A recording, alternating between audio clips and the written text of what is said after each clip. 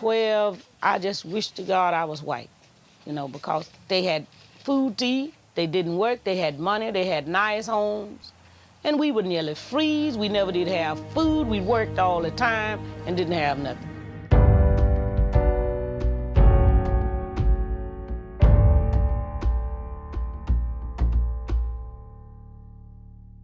We all lived on Marlowe's plantation, and Fannie Lou worked on the Marlowe's plantation.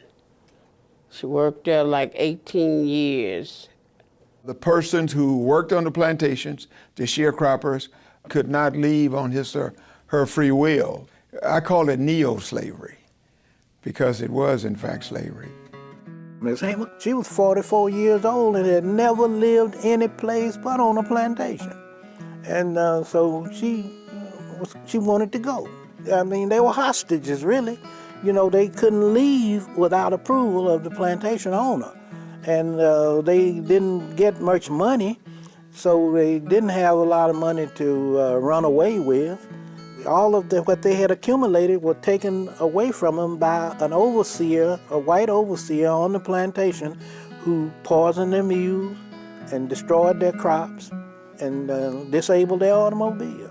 But Miss Hamer, she was a very determined person, and she had been trying all her life to get away from the plantation. The direction of Fannie Lou Hamer's life changed in August 1962 when the Student Nonviolent Coordinating Committee, or SNCC, held a public meeting in nearby Ruleville. I can remember in 1962, this lady named Mary Tucker. She and my mom was best of friends. And she told my mom that they was having a mass meeting at William Chapel Church. And she asked my mom, did she want to come? And they talked about, how it was our right that we could register and vote. And they was talking about we could vote out people that we didn't want in office. I had never heard until 1962 that black people could register and vote. And you can understand why. You got 70% of the population of the whole county black, and then you got nothing but white people in office. So then they asked who would go down on Friday, which was the 31st, to try and register. So I went down. I was one of the person that said I would go. And people were really nervous about this trip to try and register to vote, a hostile act directed at white supremacy. I was on the bus, and everybody on there was afraid, even myself. White men in trucks were driving by, waving guns and yelling, sentences at us. And so these people on the bus were kind of upset, and Fannie Lou Hamer started to sing. This little light of mine, I'm gonna let it shine. She began to sing, This Little Light, and people calmed down and were ready to face whatever they had to face. This little light of mine. And just with the power of her voice, it was clear that she was easing the fear. Let it shine. Well, it didn't take long for the registrar and other people to shut down the circuit clerk's office where you went to register to vote. And so now people had to go back home. When they was on their way back home, they got stopped by the highway patrol. And the reason they got stopped, the highway patrol told them that the bus was too yellow. You riding a school bus, what other color's gonna be? Before she made it home, quite naturally, the registrar called Marlowe and letting him know that Fannie Lou was down there trying to register to vote. And the landowner drove up. He said, you will have to go down and withdraw your registration or you will have to leave this place. And I didn't call myself saying nothing smart, but I couldn't understand it, and I answered in the only way I could and told him that I didn't go down there to register for him. I went down there to register for myself. And he said that, well, you'll have to go. And so he pulled away, and she went back into the house. She would leave her husband and her 2 daughters on the plantation, and that she would leave so that they could bring in the crop so that they wouldn't owe the plantation owner any money. Daddy took Mama to Miss Mary Tucker's house. On the 10th of September of 1962, my daddy felt some kind of way that Mama wasn't safe there. So we all got together, packed up some clothes, and he got my mom and took her to Sumner, Mississippi. Mr. Hamer's premonition was accurate. That very night, the Tucker house was attacked. The 10th of September is when they shot in that house 16 times, to kill me. On the bus trip to register to vote, Mrs. Hamer had caught the eye of civil rights organizers who then wanted her to attend a SNCC conference in Nashville. Bob Moses called me and told me to go and find a lady who did the singing on the bus. I found her up in Tallahatchie County in a little plantation shack. And I walk into the room. There's this wing-back chair with the back to the door, and pot-belly stove, coal burning, red. And I said, Bob Moses sent me to get Fannie Lou Hamer. And she stood up and said, I'm Fannie Lou Hamer. I mean, ready to go. I mean, didn't know if I was a kidnapper or what. Never thought about that. She left with him, and that woman been traveling ever since. Mrs. Hamer's presence at the 1962 SNCC conference in Nashville, where you could see for the first time, a local person from Mississippi reflecting exactly what you wanted to find in the rural South. It becomes clear we're dealing with somebody different. This is no submissive, docile, servile sharecropper. This is a woman of considerable strength. When she stepped forward, I don't think anyone in SNCC realized how strong she was, and she may not have realized how strong she was.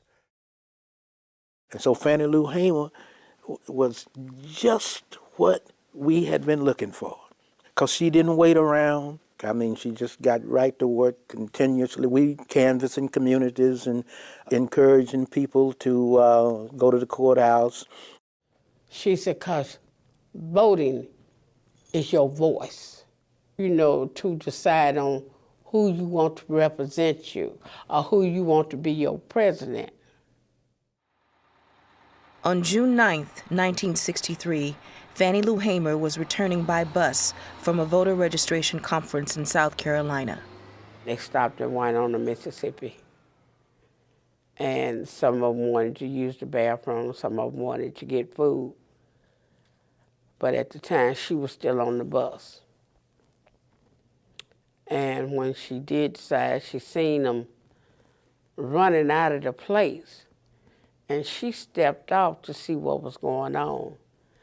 And somebody told her to get back on the bus.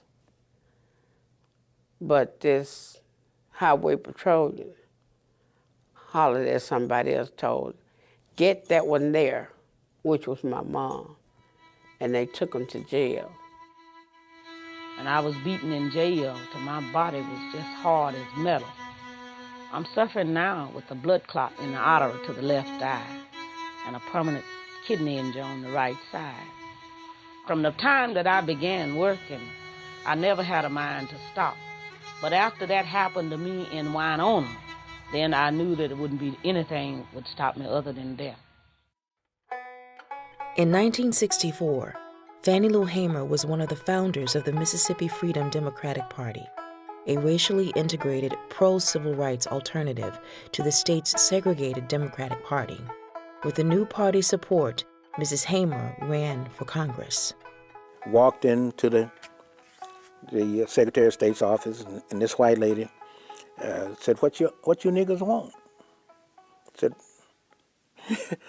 we looked at her, and then Miss Hamer said, well, I want to run for Congress. And then she go back in there, she says, hey, y'all. So there's two niggas out here say they want to run for Congress. 10, 15 eyes are now on us, you know. And so we started standing there.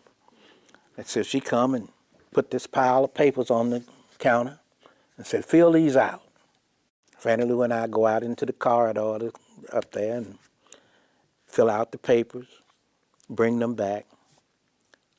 She says, okay, this is okay, but you need a cashier check, $500 made out to the Democratic Party Executive Committee. So we go out into the corridor to the phone booth, call the COFO office in here, and tell them that we need $500. They said, don't move, stay there. Somebody will be there with the money. Okay. Sit around a while, then a guy shows up with the check. We take the check into the office, give it to the lady, and start to leave. She said, hold it. So there's one more step. Said at the time the candidate qualifies, the campaign manager has to sign these papers, and she said this is the last day to qualify. It's 4 o'clock. We're going to shut this down at 4:30. And if you don't get this all in today, you're out of luck. You won't be able to run. Fannie Lou Hamer looked at me and she said, Mac, go in there and put your name on them papers and let's go home. I said, oh, Miss Hamer, come on now. You know, I don't know nothing in the world about being a campaign manager. She said, Mac, you know as much about being a campaign manager as I know about running for Congress. Put your name on the papers and let's go home. In August 1964, Mrs. Hamer was a member of the Mississippi Freedom Democratic Party's delegation to the Democratic National Convention in Atlantic City. There, as the nation watched, the Freedom Democrats demanded to be recognized as the only legitimate Democratic Party from Mississippi. Everybody knew that the state of Mississippi discriminated against black people, denied black people the right to vote. Everybody in the Democratic Party knew that the Democratic Party of Mississippi was an all-white and white supremacist party. They weren't even loyal to the Democratic Party. They came to the Democratic Party's conventions supporting Barry Goldwater, the Republican.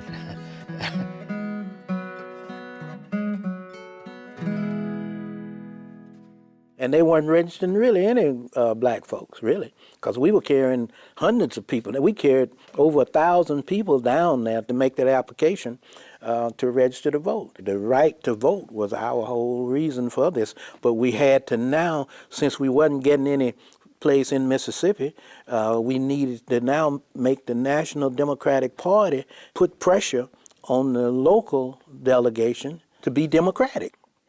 Our challenge before the Credentials Committee was to try to deny the credentials to the regular Democratic Party.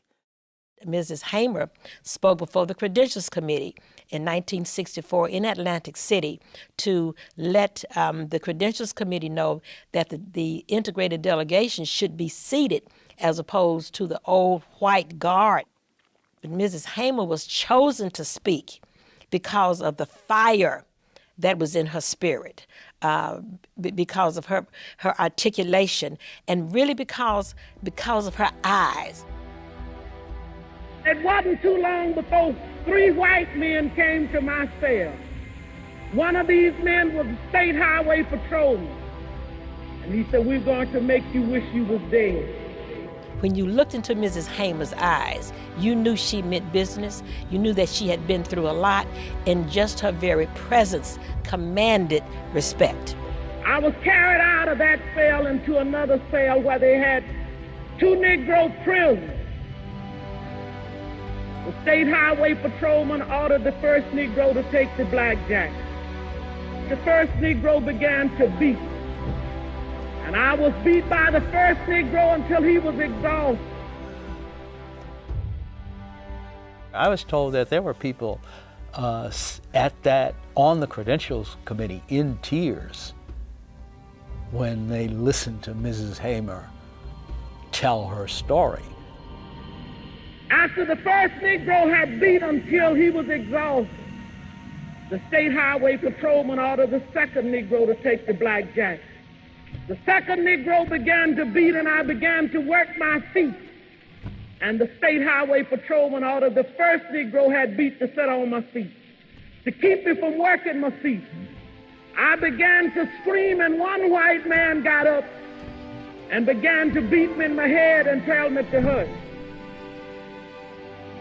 All of this is on account of we want to register to become first-class citizens.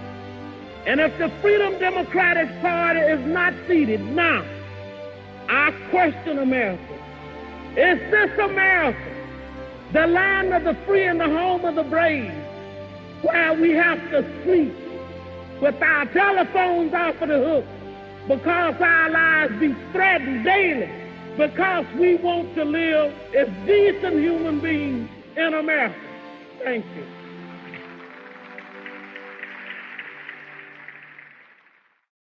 We thought we had the case won. We thought that we had come here and we were going to get the National Democratic Party to say, okay.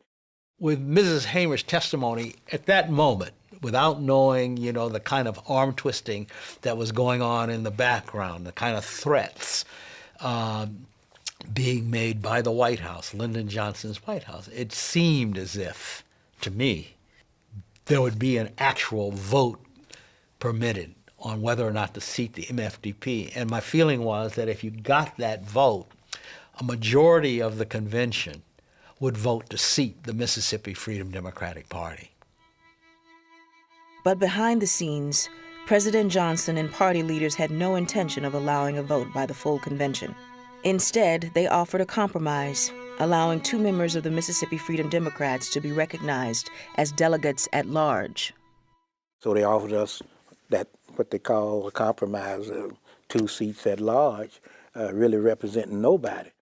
Some are wanting to accept the compromise, and most of the SNCC people are saying no, and they take us off into a little meeting where they're separating us to try to persuade us to accept this compromise. And so, and then Mrs. Hamer standing up and, just saying, we shouldn't do this. We are not going to do this. And then all of us, the delegates, vote with her. So although at one level the challenge failed, that is to say that the Mississippi Freedom Democratic Party was not seated, at another level, you have to acknowledge that the challenge changed the Democratic Party and in a sense changed the face of Democratic Party politics in the United States. Shortly after the convention, Fannie Lou Hamer joined fellow SNCC activists on a trip to Africa. She became really proud and more of statesmanlike. I think when she saw these African people and the way the leadership there, and she just kind of this lifted her. It was just remarkable. I saw some of the most intelligent people, because I had never in my life seen, where black people running banks. I'd never seen nobody, behind a counter in the bank. I had never seen nobody black running the government in my life. So it was quite a revelation to me. It was I was really learning something for the first time, because then I could feel myself never, ever being ashamed of my ancestors and my background. After the 1964 elections, the Mississippi Freedom Democratic Party challenged the legitimacy of Mississippi's congressional delegation. Fannie Lou Hamer was one of 3 women who traveled to Washington to oppose the seating of 5 Mississippi congressmen. For the opening vote, the black ladies are asked to stand, and they gave them a seat finally, in the back of the U.S. House of Representatives. And that challenge allowed Fannie Lou Hamer, Victoria Gray, and Annie Devine to be the first black women to be seated on the House floor while the challenge was heard. Despite her role in the national civil rights movement, Fannie Lou Hamer remained active in her local community. She starts doing the most practical kinds of things and telling people, plant tomatoes. We're hungry. Plant beans, plant okra. You know, back then people didn't have food. Half time didn't have clothes. And when she would go to different areas up north, she would tell them that, you know, people down here in the South, they needed clothes, they needed food. And they would send boxes and boxes and boxes of clothes. Our front porch would be stacked up with boxes, with clothes. I watched this lady sit out in her front yard and peel peaches and pears and put them up in jars and give them away. We just thought, you know, if we had land to grow some stuff on, then it would be a help to us, because, you know, living on the farm, on some plantation, they still don't give you a place to grow stuff. So we founded Freedom Farms in 1969, and we grew our own vegetables, you know, like butter beans, peas, okra, potatoes, peanuts, and then cash crop. The plan of the thing is that it can grow to produce enough that people just won't know what hunger is. She had a component of that Freedom Farm called a pig bank, where she was able, through the National Council of Negro Women, to accumulate some pigs. If a family came in and they were willing to take a piglet and raise this piglet, and then when this piglet got grown and had pigs, they would bring a piglet back to the bank to replenish the bank so that she could give more people. Mrs. Hamer looked out for Ruleville, for Sunflower County, and she shared whatever earnings she received so often with people in the community. She would buy lots so their house could be built on that lot. She believed that a family ought to have a house, they ought to have education, and they ought to have food and a job. I couldn't just afford to sit down and not do nothing. And I know something out there is happening, you know, and I know I can say something saying, you know, this is not right, and I'm going to get out here and we're going to do something about it. Indigenous leadership, you know, part of them. And you think about a person running for Congress sitting out in the yard shelling peas. She was able to encourage us to keep on moving. She was able to inspire and encourage us from her own physical pain. And she will go down in history as one of the greatest folk leaders that this country has ever produced. She was an awesome person. Whether she was cooking, whether she was singing, or whether she was trying to get somebody to go to the polls and register. But whatever she did her part. And I say this, she was an awesome woman. I loved her. I still love her. I miss her. Can't get no better than that. Fannie Lou Hamer died on March 14, 1977. She was 59 years old. Her good friend Charles McLaurin arranged for her burial on land she owned. A few days before she passed away, and I went to visit her, and she said, Mac, promise me I will not be buried on a plantation. I've been on a plantation all my life, and I don't want to be buried.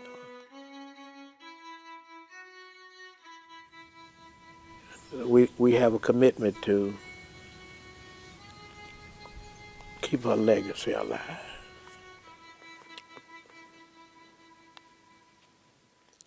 The statue was one way that she'd always be standing tall in the Delta. We set it up as high as it's setting so that people who come to the statue will be looking up at her. This little light of mine, I'm gonna let it shine. Oh, this little light of mine, I'm gonna let it shine. This little light